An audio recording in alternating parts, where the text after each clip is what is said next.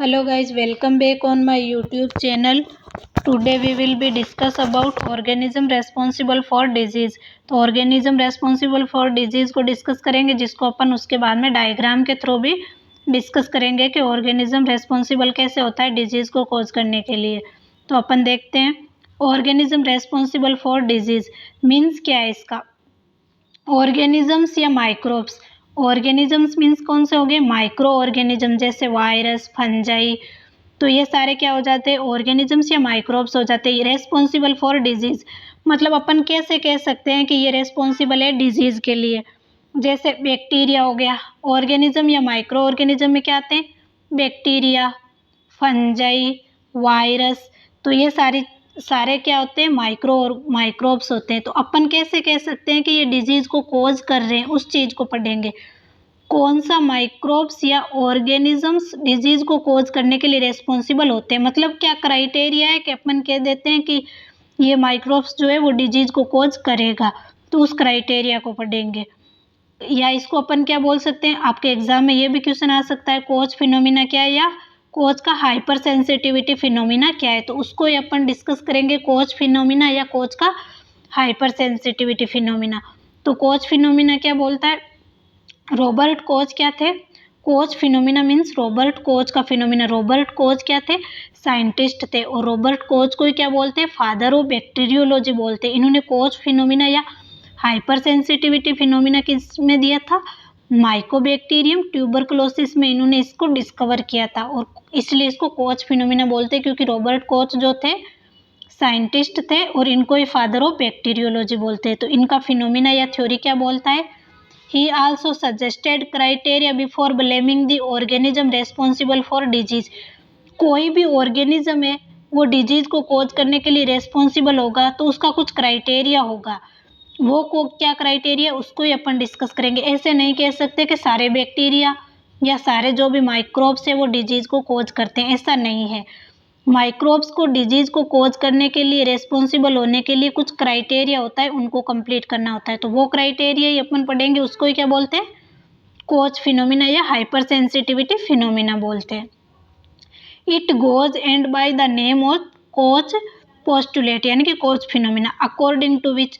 तो ये क्या है, ये क्राइटेरिया क्या है, organism should be present in the pathological lesions and its demonstrate from this legion.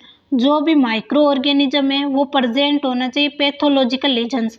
Means क्या हुआ, अपन को कोई भी लीजन्स मीन्स क्या, कोई भी इंजरी हुई या फिर अपने इन्फ्लामेशन या फिर अपन कह सकते हैं कि घाव हुआ, तो जो भी माइक्रोब्स अपन बोल रहे हैं कि इसकी वजह से हुआ है, तो वो उस लीजन्स में क्या होना चाहिए, प्रेजेंट होना चाहिए। And it's demonstration from this lesions, और वो जो भी घाव या फिर इंजरी लीजन्स है वहाँ पे वो माइक्रोब्स प्रेजेंट होना चाहिए, और उन माइक्रो जो लीजन्स है उससे डेमोस्ट्रेशन होना चाहिए इस माइक्रोब्स का, यानी कि कोई लीजन्स है वहाँ पे माइक्रोब्स प्रेजेंट होने चाहिए और वो अपन को दिखाई भी देने चाहिए। तब अपन क्या बोलेंगे, पहला क्राइटेरिया ये हो गया कि माइक्रोब्स वहाँ पर प्रेजेंट होने चाहिए लीजन्स में, और उस लीजन से इसका डेमोस्ट्रेशन होना चाहिए। दूसरा क्राइटेरिया क्या है, we must be able to culture the organism from the lesions. हम क्या होने चाहिए, एबल्स होने चाहिए। ये कोई भी लीजन्स मीन्स क्या हो गया, कोई भी इंजरी या घाव हो जाता है तो उसको अपन क्या बोल देते हैं, लीजन्स बोल देते हैं। ये मान लो कोई भी ऐसे लीजन्स है वहाँ पे माइक्रोब्स प्रेजेंट है, माइक्रोब्स मतलब बैक्टीरिया वगैरह प्रेजेंट है, तो अपन इस लीजन से इन माइक्रोब्स का क्या कर सकते हैं, कल्चर कर सकते हैं। तो दूसरा क्राइटेरिया ये हो गया। तीसरा, these cultured organism must be able to produce same lesion when injected into animals. अब यहाँ से अपन ने क्या किया था, ये लीजन से इससे जो ऑर्गेनिज्म थे उनको कल्चर कर लिया। अब ये जो भी कल्चर किया गया ऑर्गेनिज्म है, इसको जब अपन प्रोड्यूस करते हैं, इंजेक्ट करते हैं दूसरे एनिमल में, तो दूसरे एनिमल में इंजेक्ट करते हैं तो वो क्या, सेम लीजन प्रोड्यूस करना चाहिए। यानी कि यहाँ पे कोई लीजन था, कोई घाव था, इससे अपन ने जो माइक्रोब्स है उसको कल्चर किया। कल्चर किए हुए माइक्रोब्स को कोई एनिमल से, जो क्या है हेल्थी एनिमल से, उसके अंदर अपन ने क्या किया, इंजेक्ट किया। तो जो हेल्थी एनिमल से उसके अंदर ये क्या हो गया, वापस से यही लीजन प्रोड्यूस हो गया। तब अपन उसको बोल सकते हैं कि जो माइक्रोब्स है वो रेस्पॉन्सिबल है डिजीज के लिए। फोर्थ क्राइटेरिया क्या है, again these organism should be cultured from animal lesions. अब जो इंजेक्टेड किया गया है, जो भी अपन ने मतलब कल्चर किया गया ऑर्गेनिज्म या माइक्रोब्स है, वो इंजेक्ट किया हेल्थी ऑर्गेनिज्म के अंदर, इसको अपन क्या कर सकते हैं, again these organism should be cultured from animal lesion, इसको अपन फिर से कल्चर्ड कर सकते हैं इस एनिमल लीजन से। मतलब जो भी एनिमल लीजन होता है उससे अपन माइक्रोब्स को कल्चर्ड कर सकते हैं। तो चौथा क्राइटेरिया ये हो गया। फिफ्थ क्राइटेरिया क्या है, antibodies against these organism should B demonstrated. अब कोई भी ऑर्गेनिज्म मतलब लीजन हुआ है, लीजन किसकी वजह से हुआ है, माइक्रोब्स या माइक्रो ऑर्गेनिज्म, बैक्टीरिया, ये सारे क्या कर देते हैं, वहाँ पे घाव कर देते हैं, इस वजह से इंजरी या घाव हो जाता है। तो अब इंजरी हुई है, घाव हुआ है, मतलब माइक्रोब्स आया है, कोई भी मतलब कोई भी माइक्रो ऑर्गेनिज्म आया है जो डिजीज को कॉज किया है, तो इसके अगेंस्ट अपनी बॉडी में एंटीजन आया है कोई भी, तो इसके अगेंस्ट अपनी बॉडी में एंटीबॉडी भी तो प्रोड्यूस होगी। तो जो भी एंटीजन मतलब कोई भी माइक्रोब्स आया है उसके रेस्पॉन्ड में अपनी बॉडी क्या बनाएगी, एंटीबॉडीज प्रोड्यूस करेगी। तो यहाँ पे क्या होगा, एंटीजन एंटीबॉडी रिएक्शन क्या होनी चाहिए, डेमोस्ट्रेट होनी चाहिए सब्सिक्वेंटली। मतलब ये सारी चीज़ें होने के बाद में एंटीजन एंटीबॉडी रिएक्शन भी होनी चाहिए, क्योंकि कोई भी माइक्रोब्स यानी कि एंटीजन अपनी बॉडी में आया है तो अपनी बॉडी क्या करेगी, इम्यूनोलॉजिकल रिएक्शन करेगी और एंटीबॉडीज प्रोड्यूस करेगी, यानी कि एंटीजन एंटीबॉडी रिएक्शन होगी।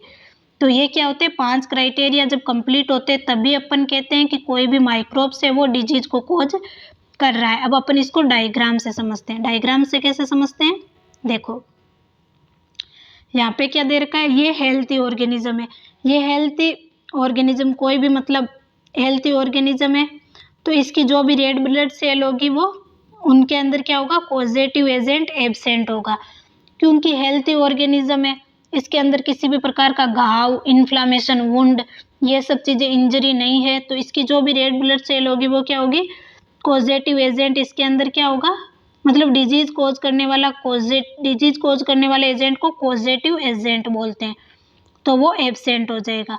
अब दूसरे डायग्राम में क्या दे रखा है अपन को, डिजीज्ड ऑर्गेनिज्म, मतलब ये क्या, इसके अंदर ऑलरेडी डिजीज है, तो इसकी जो भी आरबीसी होगी उसके अंदर क्या होगा, कॉजेटिव एजेंट प्रेजेंट होगा। अब अपन ने क्या किया, इस कॉजेटिव एजेंट जो था इसको कल्चर किया, तो इसको कल्चर मीडिया में कल्चर करके क्या किया, जो हेल्थी ऑर्गेनिज्म है उसके अंदर इंजेक्शन विथ कॉजेटिव एजेंट, इस कॉजेटिव एजेंट को कल्चर किया और इसको इंजेक्ट कर दिया हेल्थी एनिमल्स के अंदर, या तो ये क्या हो जाएगा, जो हेल्थी एनिमल्स है वो भी क्या हो जाएगा, डिजीज्ड हो जाएगा, क्योंकि यही तो अपन ने क्राइटेरिया में पढ़ा था कि जो हेल्थी ऑर्गेनिज्म है वो भी डिजीज्ड हो जाता है और इस हेल्थी ऑर्गेनिज्म से वापस अपन इसको कल्चर कर सकते हैं।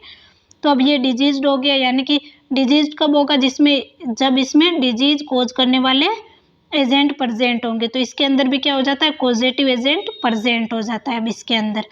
अब अपन इसको पढ़ते हैं, the suspected causative agent must be absent from all healthy organism but present in diseased organism. तो जो कॉजेटिव एजेंट, जो डिजीज कोज करने वाले एजेंट है वो हेल्थी ऑर्गेनिज्म के अंदर तो क्या हो रहे हैं, एब्सेंट हो रहे हैं, तभी तो अपन ने पढ़ा हेल्थी ऑर्गेनिज्म के अंदर एब्सेंट है, लेकिन प्रेजेंट होंगे किसके अंदर, डिजीज्ड ऑर्गेनिज्म के अंदर क्या होंगे, प्रेजेंट होंगे। The causative agent must be isolated from the disease organism and grow in pure culture.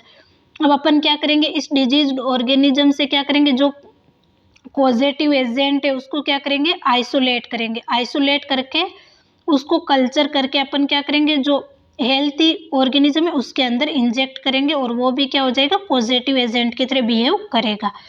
The culture agent must be cause the same disease when inoculated into healthy susceptible। मतलब जब अपन ने इसको culture किया, कोई भी positive agent इसको inject किया healthy animals के अंदर, तो वे भी क्या हो जाएगा, पॉजिटिव एजेंट की तरह बिहेव करेगा। The same positive agent must then be isolated from the inoculated disease organism. अब क्या ये जो पॉजिटिव एजेंट है वो क्या हो गया, इस जो हेल्थी था इसके अंदर भी प्रेजेंट हो गया, तो इसके अंदर से अपन फिर से इसको क्या कर सकते हैं, आइसोलेट कर सकते हैं, क्योंकि इसके अंदर पॉजिटिव एजेंट प्रेजेंट है। तो आज के वीडियो में हमने क्या डिस्कस किया है, हमने डिस्कस किया थे ऑर्गेनिज्म रेस्पॉन्सिबल फॉर डिजीज, मतलब बहुत सारे माइक्रोब्स होते हैं अपनी बॉडी के अंदर, लेकिन कौन से माइक्रोब्स है जो जिनकी वजह से डिजीज होती है उसको डिस्कस किया था। इसको किसने दिया था, जो रॉबर्ट कोच थे उन्होंने दिया था, इसलिए इसको कोच फिनोमिना कहते हैं। और रॉबर्ट कोच को ही क्या बोलते हैं, फादर ऑफ बैक्टीरियोलॉजी बोलते हैं, मतलब बैक्टीरिया की डिस्कवरी वगैरह का जो फादर है उनको किसको बोलते हैं, रॉबर्ट कोच को बोलते हैं।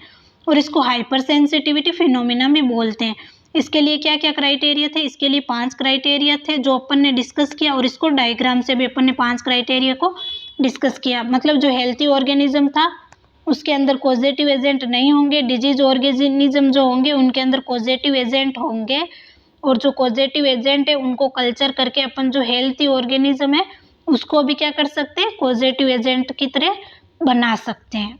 तो आई होप कि आपको ये जो कोच फिनोमिना या हाइपर सेंसिटिविटी फिनोमिना है वो समझ में आया है।